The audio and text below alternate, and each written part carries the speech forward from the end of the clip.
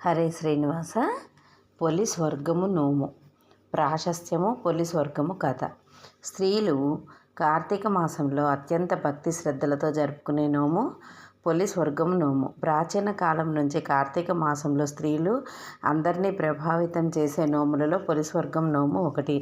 ఆశ్వీజ అమావాస్య మొదలుకొని కార్తీక అమావాస్య వరకు ప్రాతకాలమున లేచి నదీ స్నానం చేసి దీపములను వెలిగించులేని వారు ఈ పొలి స్వర్గం నాడు తెల్లవారుజామున లేచి నదిలో స్నానమాచరించి అరటి దొప్పలో దీపములు వెలిగించి వదిలిపెట్టిన ఎడల కార్తీక మాసమంతా తెల్లవారుజామున నదీ స్నానమాచరించిన ఫలితము దీపములు వెలిగించిన ఫలితంలో కలుగును.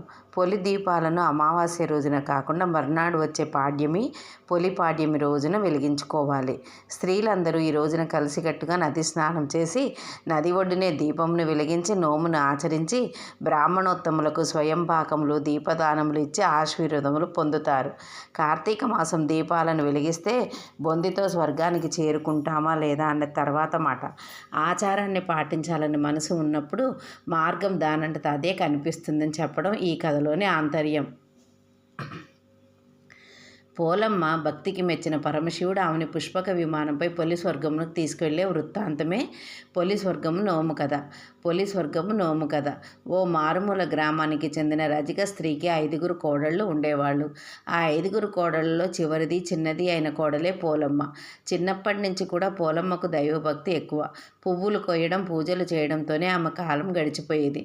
పెళ్లి జరిగేంత వరకు దైవంతో ఆమె ఏర్పరచుకున్న అనుబంధానికి ఎలాంటి ఆటంకం కలగలేదు. కానీ పెళ్ళి అయిన తర్వాత ఆమె ఆనందానికి గండిపడింది. పువ్వులు కొయ్యడానికి పూజలు చేయడానికి అసలు గుడికి వెళ్ళడానికి కూడా వీలు లేకుండా పోయింది. ఇందుకు కారణం ఆమె అత్తే సాధారణంగా ఇంటి కోడళ్లకు దైవభక్తి ఎక్కువగా ఉంటే ఎవరైనా మెచ్చుకుంటారు. కానీ పొలి విషయంలో అది తారుమారైంది. పొలి అత్తకు తాను మహాభక్తురాలనే గర్వం ఎక్కువ. కొంతమంది అమ్మలక్కలు కూడా ఆమె వెనక చేరి భజన చేయడం వలన ఆమెలో మరింత అహంకారం పెరిగింది. పొలి కారణంగా తన పేరు కాస్త పోతుందని భావించి ఆమెను మాత్రం ఇంటి పట్టున ఉంచి మిగతా కోడళ్ళను తీసుకొని గుడికి వెళ్ళి వచ్చేది. ఈ నేపథ్యంలో కార్తీక అమావాస్య రోజున పొలికి ఇంటి పనులు పూరమాయించి ఆమెకు పూజా సామాగ్రిని అందుబాటులో లేకుండా చేసి మిగతా కోడళ్లతో అత్త నది స్నానానికి వెళ్ళింది. పొలి ఏమాత్రం బాధపడకుండా బావి దగ్గరే స్నానం చేసి పత్తి చెట్టు నుంచి పత్తి తీసి పత్తిని చేసింది. చల్లకవ్వానికి ఉన్న వెన్నను తీసి దానితో దీపాన్ని వెలిగించి దైవానికి నమస్కరించింది. పొలి భక్తికి మెచ్చిన దైవం ఆమె కోసం పుష్పక విమానం పంపింది. ఆ ఊరు జనం చూస్తుండగానే పొలి ఆ విమానం ఎక్కింది.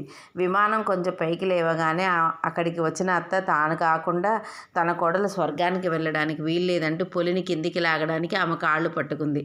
ఆ వెంటనే మిగతా కోడళ్ళు కూడా ఒకరి తర్వాత ఒకరిగా కాళ్ళు పట్టుకొని విమానం నుంచి కిందికి వేలాడసాగారు.